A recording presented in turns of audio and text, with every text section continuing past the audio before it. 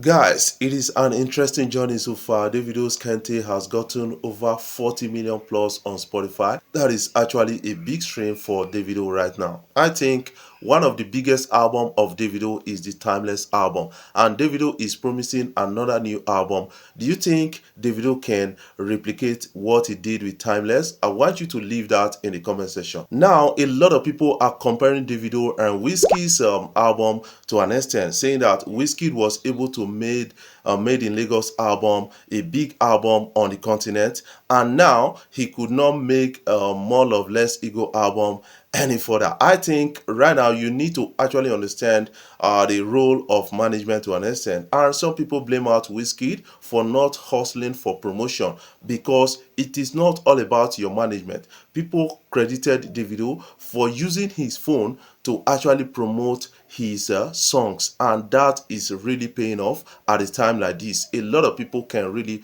understand that and start kind of advising the upcomers to actually doing the same. You have to hustle, you have to work apart from having a nice voice in the studio or having a nice song. Remember that the likes of Kanye West actually did a selfie promotion where he made over $20 million in just 24 hours of doing that promotion. That is what it is. That is the power of self-promotion. That is one thing I kind of understand. When the video started the unavailable challenge, it was like funny thing, and before we know it, boom, viral on social media, on TikTok, everywhere. And a lot of people can really attest to the power of social media to an extent, and that is what a lot of persons are really telling Wizkid to imbibe on. Wizkid is a fantastic artist, got a lot of things in place, and he's a talented artist, and this guy needs to actually help to sell himself to an extent, not leaving the work to his management. Apart from your management, you have to hustle yourself, according to what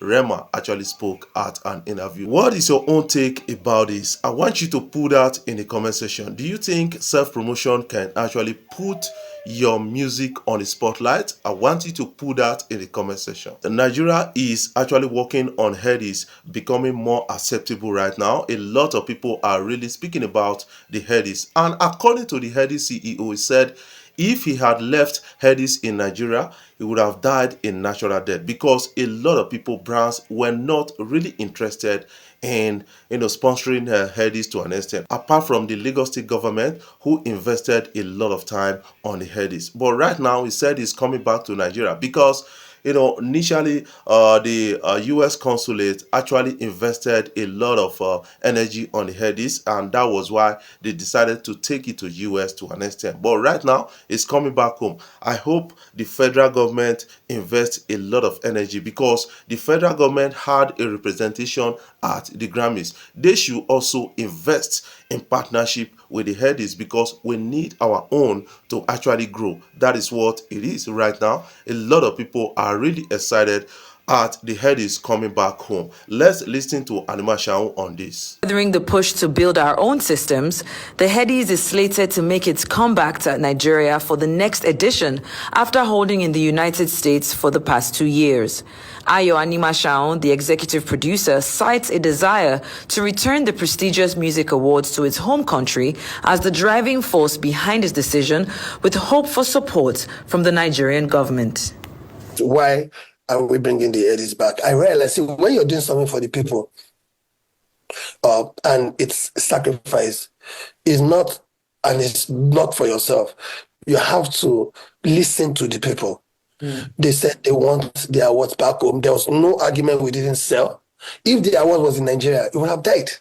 If we didn't take it out of Nigeria, it would have died. So it was like we wanted to keep it alive. Right now, the biggest support we've had in the last 2 or 3 years is the US government, US consulate. They throw a party for us, they support the awards, they give our guys visas, they come to the Headies, the ambassador, the consul general, everything. The next support we got was 2022, when the governor of Lagos State actually really supported the award. He also had events for us, and he also came to Atlanta. But that was it. So until we realize that we have to continue to support our own and build our own home and bring the world to see the need for us to focus on our own platforms that understand our culture, understand our music, will be voted by ourselves, and would understand the impact that the musicians and the music has made. I think emotionally, that's why we reacted the way we reacted instantly after the awards were announced. But now that the dust has settled, we celebrate Tyler, and now it's time to celebrate our own. In the quest for international recognition, it's crucial not to overlook Africa's vibrant musical heritage. Nigeria has been effectively showcased on the global stage by established awards institutions, playing a significant role in the continent's acclaimed music industry. It's essential to support these homegrown entities to nurture musical progress and preserve our rich traditions for generations. And also, a person of Adeshokwe had something to say and then said something at a recent interview. And we are getting to understand that if we don't invest in our own, we cannot really get it right. Nobody will come and invest on it for ourselves because they need to see your initial investment before they can really come in. Let's listen to Adeshokwe on that. Concerned that the proposed African Grammy Awards could overshadow existing continental music awards and platforms, Nigerian UK-based media personality and the host of the Afrobeat podcast, Adeshokwe Olajide, stresses the need to maintain and promote African music on its own terms rather than adopting foreign models. Congratulations to the minister for stepping outside of Africa, going where the conversation is being had about our music. However, it is time for those partnerships to be local. The fact that we have the Headies, one of the biggest award platforms in Africa, out there doing so much for our music and our entertainers, that should have been the first stop. Rather than going to the Grammys to partner with them, partner with the Headies, partner with Trace Africa, partner with VGMAs in Ghana, partner with SAMA in South Africa. That's what we should be looking at doing. Afrobeats and Afropop music has now become just as valuable as oil and diamond and gold, particularly for Nigeria. What is done for the economy, for changing and transforming the image of Nigeria around the world has been unprecedented. Her first conversation should be with the credible award platforms in Nigeria and look at ways that they can support them.